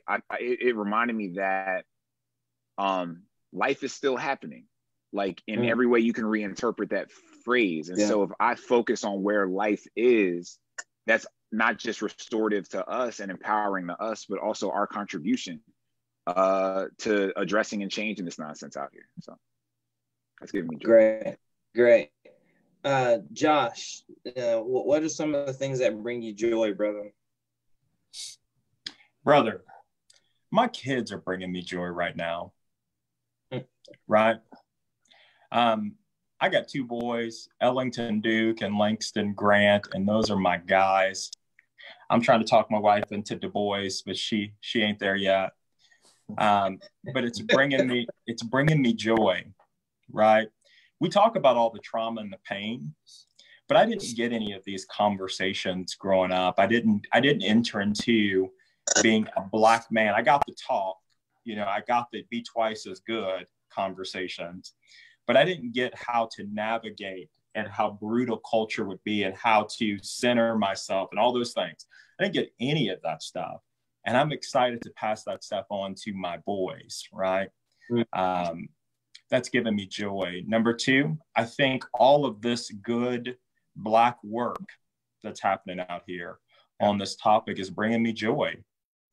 You know, I love when I see something from any one of you guys on race. I love when I hear about what Latasha's doing. I love when I hear other people of color out here winning and shedding light and speaking truth on it, because it's costly and it's courageous, and it gives me all kinds of joy when I see people doing the conversation justice. Really honoring God by telling the truth and honoring God by staying firmly anchored to the gospel.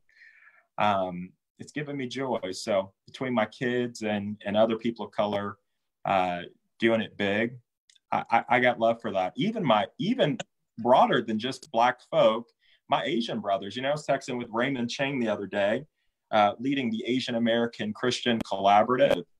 You know, they did a big march in Chicago where, you know, a couple thousand Asian folks showed up to march on injustice, to chant Black Lives Matter. I mean, I get joy, genuine joy from seeing that. I don't love what precipitated it. I hate what precipitated it, but it's been pretty amazing to see the solidarity as well. Yeah, that's good.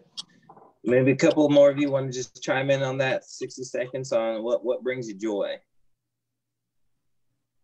This is an awesome picture. I mean, I'm loving this. I mean, I just love to see such exceptional brothers. Is just dope to me. I mean, I brag on Isaiah all the time. I brag on Will all the time. Gabriel, you know, because it really pumps me up. You know, I know I've been in this racial reconciliation thing for a long time, and I've been through really big seasons of just being disheartened and just seeing the generic pretense and people playing out the parade has been heartbreaking in some seasons. But I think we're really making and moving ground right now. I mean, it's just rich. My family dope, but all my kids are grown. You know what I'm saying? So I got one senior still left in high school, and he's the one that eats the most. So he'll be gone soon. Jesus. He a ball player. What a young man. He love ball. But at any rate, man, just the fact that we're making ground and we're just seeing this rich picture. I really believe that within the next couple of generations, we're going to see major change. Major change. That's great. That's great. If one more person want to jump in, or So I know during this time, what brings me joy is my son and my wife. Just being able to spend time with them each and every day, to wake up to them and to play with them and see them laugh and see them joke and see them fart and look at me because I got to change them and laugh again. And so just caring for him, that just brings me so much joy. And also, being able to engage with my brothers in conversation about life and being deep and intimate. And I've been able to do this by there's a few brothers who have families. I go to their house and we kind of hang out a little bit. And one of my friends has a podcast, End Times podcast, where we talked about fatherhood, the writing on the wall. And so it's just I love having intimate times with my brothers and with my family. And so that's what brings me joy. And also hitting the gym, just being able to work out and make sure I stay in shape. So that's it. Good stuff. Good stuff. Let me move to the next question. I'm going to start with Devron. And I'll ask you, how can we make it easier to talk about mental health among Black men? What things can we do to make it easier? And Devron, I want to throw it to you, and then Gabriel, you follow up on that, and then maybe one or two other people. Just give us 30 seconds on how can we make this conversation easier? Making it easier to talk about. I guess it comes down to the atmosphere. It's being with the school system, teachers are basically like third parent. You know what I mean? Like where their kids spend all day hanging out at school, socializing amongst their friends and with their teachers and whatnot. And I feel like a lot definitely is learned and shaped throughout the school. So I feel like making it a intentional point of conversation amongst the middle schoolers. Because again, unfortunately, the younger they are now, the more they're shown and exposed to all types of trauma and just disarray. So I definitely feel like being able to introduce it and giving an honest, vulnerable platform at a younger age, then it opens up a young man's vulnerability to be able to talk about their emotions and their feelings in an honest way. Because now the male bravado has got to be tough, got to be strong, gotta have thick skin, all this type of stuff. But then on the inside, your brain is not being able to cope or handle with yourself. You're not being able to heal or to live properly. So I definitely feel like creating that platform at a young age where the parents or the teachers, or just that the environment is intentional about keeping yourself healthy, keeping your mental health healthy.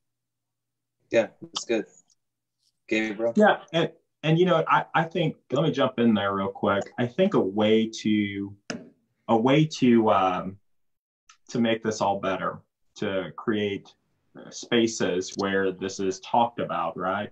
I think that's critical. I like to share on a regular basis when I'm with people of color that I see a therapist. I think when people of color stand up and begin to vouch for mental health and for wellness, I think that we'll see a change in this space. We'll see a change. We'll see it destigmatized, and we have to do that. I got no shame. I'm gonna talk to y'all, and I'm gonna talk to my therapist tomorrow, because it keeps me centered. It keeps me well. It lets me know that I'm not really I am crazy, but I'm not losing my mind. The traumas that I think are happening really are happening, and it allows me to honor those traumas. And I think that's important. So number one, creating spaces like this one where we talk about it and remove the taboo, the veiling of it, the embarrassment of it, the stigma of it. That's the word I'm looking for, removing the stigma. And then also having other people of color to continuously share about the journey that they're on, and talking about mental wellness. Otherwise, we will never uncover this thing. That's good. That's good. Thanks. Gabriel? Yeah. I think one thing that I definitely feel should be addressed, that I've seen be helpful, is ageism being addressed. And let me be clear what I mean by that. I've seen a lot of conversations growing up about the need to listen to elders. And I think that's a powerful thing. I don't think anyone here would disagree with that. But one thing that I've seen be really critical is when you have a mutual dialogue. I may feel like I'm 21, I'm 33, going on 34, and I may again feel in my body that I'm still 21, but I'm not 21. And so if I'm going to be an elder to newer generations, I have to respect the fact that they and only they are 21 in this era. I was 21 back in 2007, and so I remember what it was like to be involved in activism movements in that era, but I don't want to have the term, I forget, but C.S. Lewis talked about chronological snobbery. The assumption that your era and only your era was the generation that knew what was going on. And so in this conversation, I'm really thankful in my life to have people that worked very closely with Dr. King and the other 20, 30 plus leaders on the ground. But I'm also thankful that they gave me the gift of friendship. I didn't have to feel in the conversations when I was sharing about my struggles. I didn't have to feel that there was a desire to keep an edge or to keep or to drop receipts. I've seen that in many activism circles where people, they gather together and there's a dynasty mindset. If you're not part of an organization that has 500 people, they won't even talk to you. And that's actually opposite of a student-led movement like what happened with SNCC and CORE and SCLC. They were about empowering people on the ground, and people like Ella Baker. I have mentors that work with others like her and Grace Lee Boggs, and it's helped me with Black mental health to understand that you really can't have that convo if you're afraid to drop your edge. That means that you can't go into a conversation talking about, well, I'm Pastor so-and-so, I'm Dr. so-and-so. At the end of the day, we're both men. Amen. Someone who's years younger than me, I'm glad they listen to the wisdom I have to offer. But as a man of God, I'm thankful that they have something to teach me as well. We have to, as long as we keep it mutual, we can strengthen each other like that with Black mental health. We can be real about our scars and our joys. Yeah. Come on. That's good. That's good. Well, we've got 10 minutes left, and I want to give you guys an opportunity to give last thoughts, and then also just maybe reference some resources that maybe we can point people to help with mental health. I know some of you guys have written some things, so just want to give everybody just kind of 60 seconds last thoughts as we wrap up for tonight, and then any resources that you might have available, and then I want to hand it to Mama Jones to take us home. So let's start with Sebastian, Pastor Holley. We'll go to Dr. Will, then Isaiah, Devron, Darquise, Josh, and Will. We'll let you close us out. I recently just finished a book on, to be real, healthy multiculturalism. And we talk a lot about literally racism and mental illness. And I intentionally use the word mental illness versus emotional health to be able to unpack it a little bit. I'm actually about to release that sometime real soon. So be looking out for that. I've actually written several books. So you can go to our website, SebastianMinistries.com. I'm actually a PhD in Christian counseling. So, we like to talk about mental illness, and we like to deal with emotional health as well. Awesome. Thank you. Dr. Will. Sure. I would say a reference to throw out is Cut Dead, But Still Alive, Caring for Young African-American Men. It's written by one of my mentors, Greg Ellison. And there's actually a portion of my story in there, but it kind of demystifies seeking counseling and pastoral care, especially in urban environments. And it's just a good resource that has some narrative of people's stories and experiences. But yeah, I would just encourage people to, whatever those practices and disciplines are, in creating space for all of you, all of your emotions, all of your thoughts, and then pushing for that space out in public to maintain what you've already gained in private would just be my final thought. Great, thank you. Thank you. Pastor Isaiah. Yeah, a couple of books come to mind. Emotionally Healthy Spirituality by Peter Scarzero. I don't know if I'm pronouncing his last name correctly, but it's a phenomenal book. How People Change by Paul David Tripp. It's also a really good book. I would commend to all of you. Also, I wrote a book. It's going to be out August 1st. It's actually entitled Black Church Empowered. And a lot of people don't understand how cathartic it is to read history. It actually is very, very settling and centering. I don't know if that's just me, but I would encourage all of you to look that book up. It's available for pre-order on Amazon and Barnes and Nobles. But I just want to say one last thing. I think that we should also utilize what's happening at this moment with Kanye West as a teachable moment, right? Rather than mocking and castigating and deriding, I think this is a huge teachable moment, because I really think that we're seeing a manic episode here. And while we're laughing, this is a huge opportunity for us to have really deep and substantive conversations. So I just want to throw that out there. Thank you. That's good. I forgot the order. So Devron, can you go next? Then Darquise, then Josh, then Gabriel. Yeah, man, I've been on a kind of a article rant, just researching tons of systematic issues that have been going on that have been put on Black community, just from things from redlining to zoning, just all types of stuff, just so I can better understand where we came from. Like I said, my main thing is to elevate and create self-awareness for my kids, for the youth.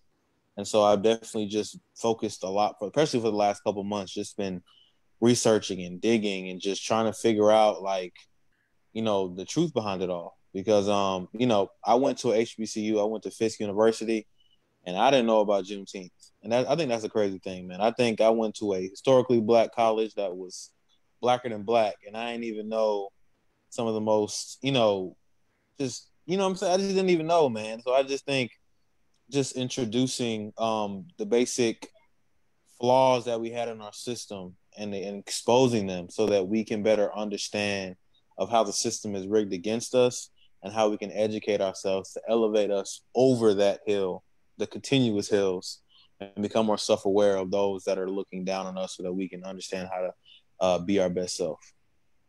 Awesome. Thank you. Darquise? One of the resources I use is by Dr. Ferguson. It's called The Emotional Cup. And it's really helped me to not only be vulnerable with my students and the people I'm around, but I allow them to be open and vulnerable as well. And I see the more vulnerable I am with my students, and the more open they are to come and talk to me about various topics. And so that is definitely a good tool that I've been blessed to be able to use. And I just want to thank everyone for all the resources you're sharing and just your presence and the work that everyone continues to do. And I think, I just thank God for allowing us to come together, and hopefully we can continue to connect and have these conversations. Amen. Amen. That's Dr. David Ferguson. If you check out thegreatcommandment.net, it's got some great resources on emotional well-being. So Josh, and then Gabriel, then Mama Jones, take us home. Yeah, I think that what Isaiah just shared about Kanye is an interesting point, because we're watching him have a public episode, right? And it reminds us of the power of community. I saw a tweet, and this drives the point home. Someone tweeted it, I forget who it was, but they commented on how Dave Chappelle jumped on a flight and flew out to Kanye to be with Kanye. Thank God for friends like Dave Chappelle is essentially what the tweet is saying, right? And I think that's necessary. I think community like this one, spaces like this one are so important.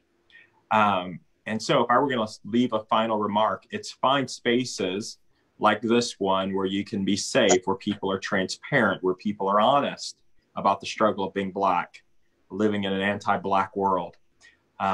Also, find spaces where they're encouraging you to seek help, to talk about how you're feeling, to talk about the pains of your life, the pains of your experience.